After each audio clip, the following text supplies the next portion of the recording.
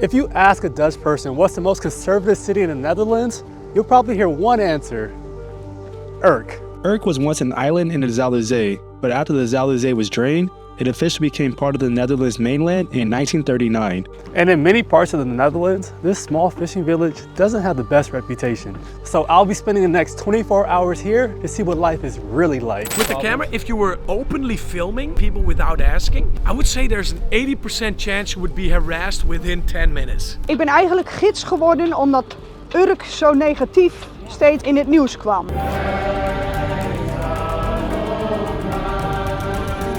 All right, we're now on the way to Urk. I'm really excited about this trip. Yeah, this is gonna be a really interesting one. This is a place that I've heard quite often about here in the Netherlands. And to be honest, usually not with the nicest things to say about this place. But I thought, why not just go and experience it for myself? Now, my original plan was actually to take public transport from Amsterdam to Urk, but that was not the nicest route. All right, we got the special moment here.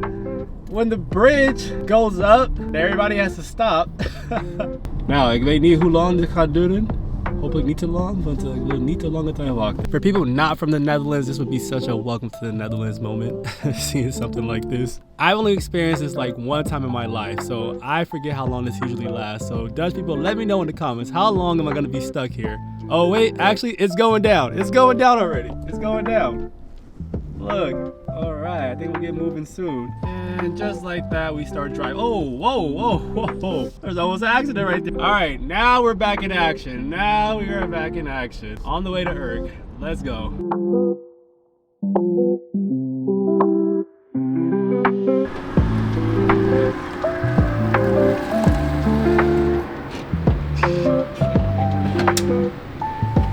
To Urk. All right, we're heading to the Airbnb right now, which is in one of these boats back over here. The host is already on the boat, so I'm gonna go meet him right now. And yeah, I'm really looking forward to this. Hoi. Ja, goedemiddag. Ja, kijk eens. Hoi, ik ben Sam. Zo gaat het luikje open. Hoi, Rinke. Aangenaam. Oké, hier hebben we Rinke. Ja, waar zijn we nu? We zijn nu op Zielt. Ja. Ons zeilschip die al bijna 12 jaar in de Urkerhaven ligt. Okay. En deze boot die verhuren wij als slaapplek voor toeristen. Ja. En we verhuren de boot zeilend. Nou, top. Rika then gave me a tour of the boat. This is a boat with beds for 6 people. A 2-person bed here, 2-person bed here, and a 2-person bed here. But he told me if the weather is really good, you could also have 2 people sleep outside here, and then also 1 other person sleeping here. So in total, you could technically fit 9 people on this boat. And of course, you have a toilet and kitchen, and there was a heater on board. As the Dutch would say, this boat was echt gezellig. Oké, Rinke, dus jij komt zelf uit Urk, toch? Ja, ik ben hier geboren en getogen. Ja, geboren. Oké, hoe zou je uitleggen een beetje over de cultuur, het sfeer hier in Urk? Het is van oudsher een visserscultuur, maar daar heb ik zelf helemaal niks mee. Nee? Ook met de boot? Ja, nee, maar het is natuurlijk geen visboot. Dit is een plezierboot. Het is een zeilboot. Maar ja, ik hou wel enorm van vis. Ik vind vis wel lekker. Nou, top. Is er iets bijzonders over Urk, zou je zeggen? Want dit is mijn eerste keer hier, dus ik ben benieuwd. Wat kan ik hier meemaken? Urk is in alle opzichten niet te vergelijken met wat dan ook. Urk is gewoon bijzonder. 2 jaar terug is er een journalist en schrijver uit België geweest, uit Gent. Matthias de Klerk. En die heeft het boek geschreven, De Ontdekking van Urk. En daarin is hij eigenlijk in de Urker cultuur gedoken. Om helder te krijgen van wat is Urk nou en wat beweegt nou de Urker. Ja. Het zijn harde werkers in zijn algemeenheid. Dus de arbeidsethos die ligt behoorlijk hoog hier. Veel visbedrijven, ook veel bouwbedrijven en protestant. Er zijn meer dan 24 verschillende kerken. Oh, wow. Dus we zijn het ook niet altijd met elkaar eens. Ja. Dat geeft niet, dat is goed denk ik. Jullie hebben ook een bepaalde dialect hier, dat ook? Urkse heet het? Ja. Wil je dat ik even wat in dialect zeg? Of? Ja, ik wilde eigenlijk als je kan me iets leren. Ja, oké. Nou, ik praat dus nou in dialect. Kan je wat vertellen over de boot op night? Deze boot die hebben wij echt al 12 jaar en we gaan naar Amsterdam. We varen naar Vlieland. We waren van plan om 4 jaar even naar Engeland te varen, maar dat gaat helaas niet duur. Nou, ik heb bijna niks verstaan. maar het was super leuk om te horen. Okay. Alright, we're already off to a great start. Had a great conversation with a guy from the Airbnb. Already learned quite a bit about this village. But now it's time for the walking tour. Let's go. Nou, hallo, ik ben Alice en ik ben gids voor het VVV-kantoor Toeristinfo. En ik leid groepen mensen rond op ons prachtige dorp.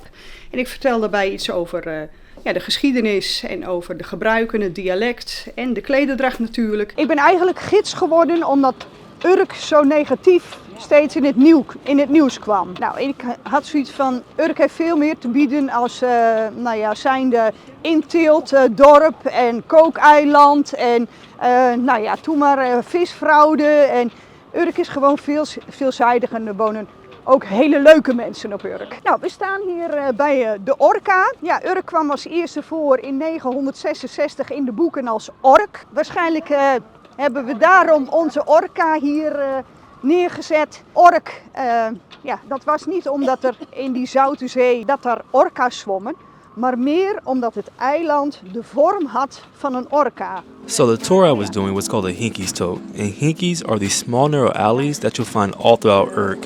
And the guide was a really sweet lady with a lot of information about the history of Urk. Vissersgezinnen. We hadden vaak grote gezinnen en ze woonden betrekkelijk klein. Nou, wat is groot? Vaak waren de gezinnen met 15, 16, 17 kinderen. En dit was dan zo'n huisje waar ze dan woonden. Maar hoe is dat nou gekomen dat wij van Rooms-Katholiek naar protestants? Urk heeft heel vaak te maken gehad met stormvloeden. Hele ernstige stormen. En op een gegeven moment was het dak van het kerkje, het Rooms-Katholieke kerkje, was ingestort en er was geen geld voor reparatie. De heren van de gemeenteraad die zijn toen per schip naar Amsterdam gegaan. En die heren die hebben dus bij de burgemeester Hendrik van Hooft hebben ze geld gebied om het dak te laten repareren. Maar ja, Hendrik van Hooft zei van, dat is allemaal leuk en aardig, maar dan willen we wel graag dat jullie protestants worden. Dan kun je zien dat geld een machtig middel is, want Urk is toen met die reformatie meegegaan en die zijn dus protestants geworden. Nou, ik ben benieuwd. Wat vind je zover het meest bijzonder van deze tour? Ik vind eigenlijk de gids heel erg leuk. Ja, zij is omdat ze superleuk. zo enthousiast is. Ja, helemaal. En dat ze ook de menselijke verhalen vertelt. Ja, Want de architectuur is natuurlijk niet zo bijzonder. Maar het is meer de sfeer waar het om gaat. ik snap het. En over Urk, wat vind je zo het meest bijzonder zoveel over Urk?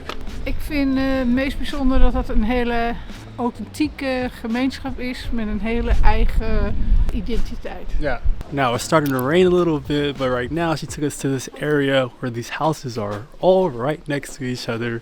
These backyards are all just really cramped with each other, and it's really, really cool. She said there's just really a nice community vibe here. Basically, everybody looks out for each other. There's a lot of like social control, let's say, so people know, for example, if you haven't opened up your blinds by a certain time that you usually do, that's like, okay, is everything okay? Someone will come and check in on you. So I found that really, really interesting. And she also mentioned that she talked to one of the people that live here and asked, do you guys ever have like fights or whatever? And the person said, no, we don't have fights. We just have differences in opinions. Now, obviously, I can't cover every single thing that went on during this tour, but I definitely walked away with a lot of knowledge and understanding about the history and culture of Urk. And something else that stood out was how tight-knit the community felt. It was often during the tour that the guide just ran into people that she knew, and it wasn't just a casual encounter. It was someone that you could tell that she really had some kind of history or relationship with, and it was really fun to see. Mag ik jullie voorstellen aan de knapste man van Urk? Hij woont aan de route en steeds als ik zomers voorbij kom, dan zeg ik altijd, mensen, dit is de knapste man van Urk. Well, the tour was complete, and now it was time to eat. And of course, I couldn't be in Urk without getting some fish. Now, you've been a long watcher of my channel. You know that kibbeling is one of my favorite things to eat here in the Netherlands. But the thing with kibbeling is that it's super, super hot, so you gotta be really careful with it. Laten we zien. Heerlijk. Super lekker. Alright. We're back from the walking tour and from eating. Was echt lekker, de kibbeling, zoals altijd. De walking tour was super leuk, heel interessant. En nu ga ik gewoon even chillen. En de Airbnb, even rust krijgen. En daarna vanavond misschien naar een kroeg of zo. Gewoon lokale mensen ontmoeten en see what the night brings.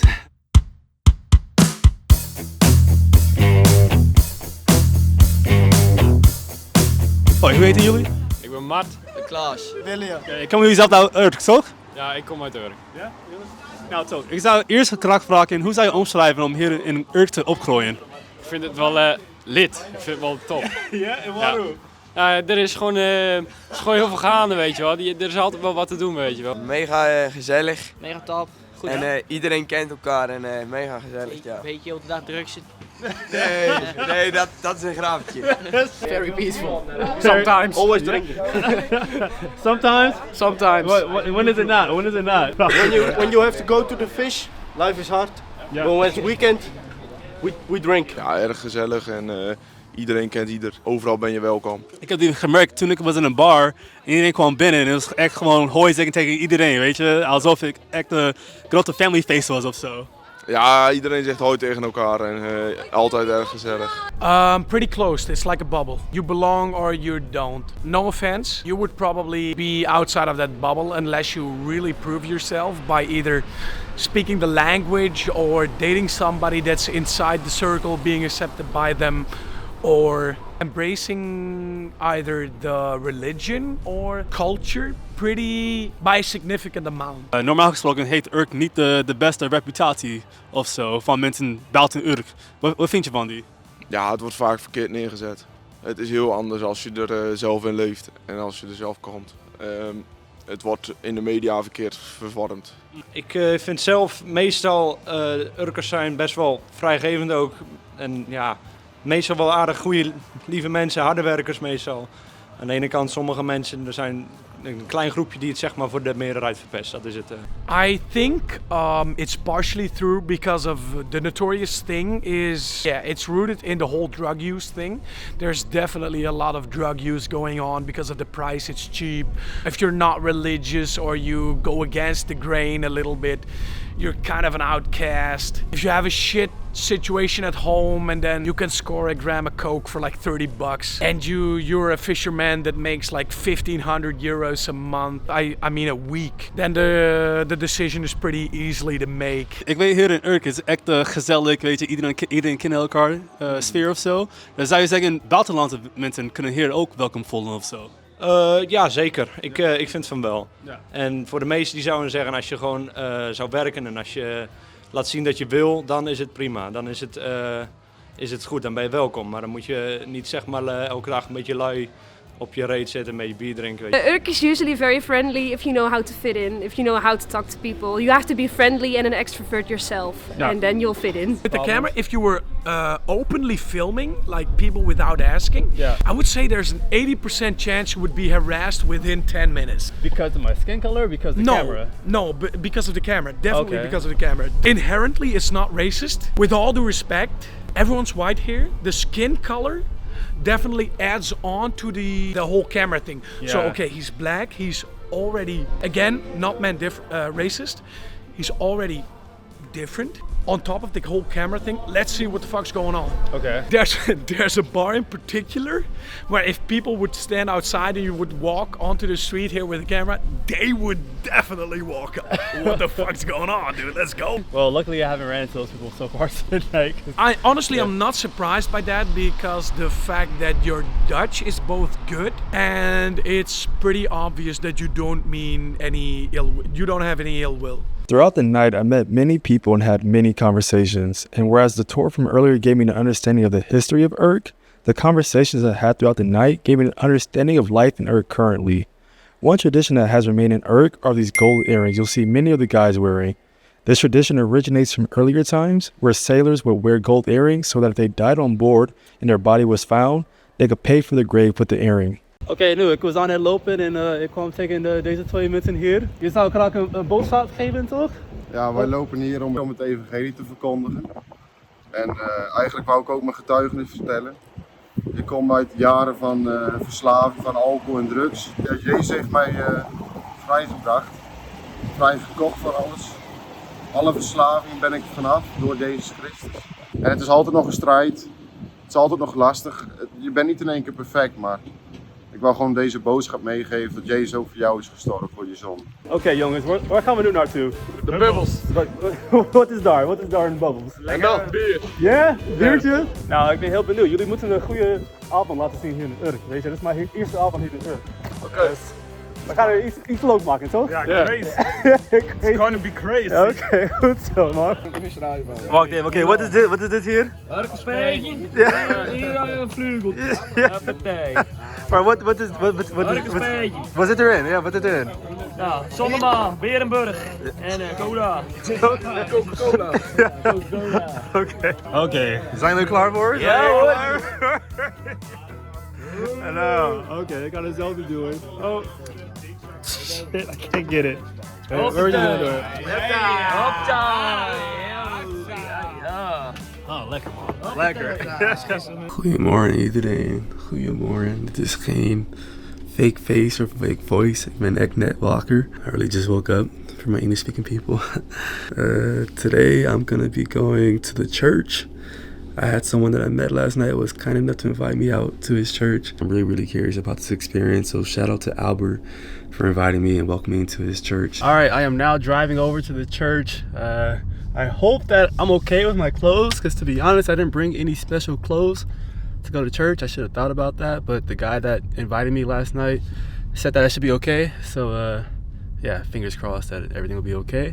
And out here, all the churches, at least from my understanding, they start at 10 a.m. So yeah, I'm gonna arrive there around at 9:50, and he's gonna meet me outside. But apparently, head east on Cliff K toward Cliff Weg. Shout out to Google Maps. But yeah, apparently out here the churches start at 10. Head north on Cliff Weg toward Head Cliff Bake 2. Shout out to Google Maps again. And yeah. In 200 meters at the roundabout, take the third exit onto Single. Something interesting that I really learned out here is that basically there are quite a few churches. I believe like 20 something in total in this small town.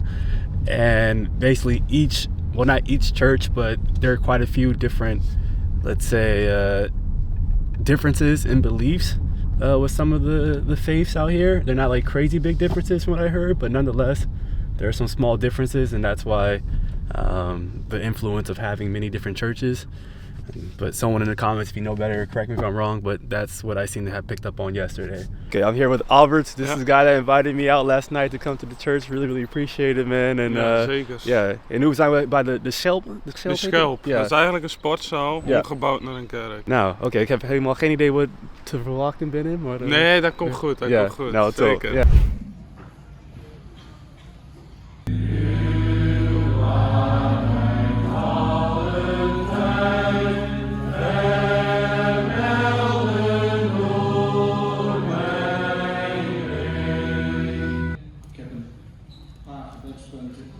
Deze morgen ook weer.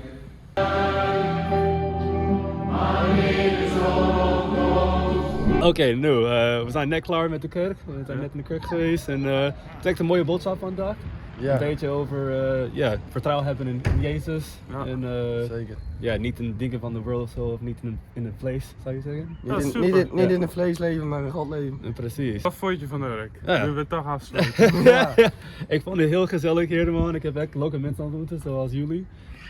Ik heb veel dingen meegemaakt, ja, de kerk, de kroeg, ja, en, alles, de vis, bijna alles. Ja. Visje gegeten. Precies, ja, echt lekker. Dus heel erg bedankt man voor de gast. Nee, super dat je even gekomen bent. Nou, dankjewel man, dankjewel. En tot de volgende keer, misschien de ja. laatste dag. We gaan er nog een vervolg aan geven. Ja. Komt goed. Ja, hey, bedankt hè. Dankjewel man, dankjewel. Well, this concludes my 24 hours in Urk, and what an experience it was. I came to get my own view of the village instead of just going off the impression I got online. And my honest opinion is that Urk definitely has small town vibes, and you do get the sense of a strong culture at the village that most people follow. But it seems as long as you're respectful of the culture, you won't run into any problems with most people. And if I'm being honest, I think that that's true for most small towns. Is it a place that I want to move to? No. But I definitely would recommend a visit to experience their way of life.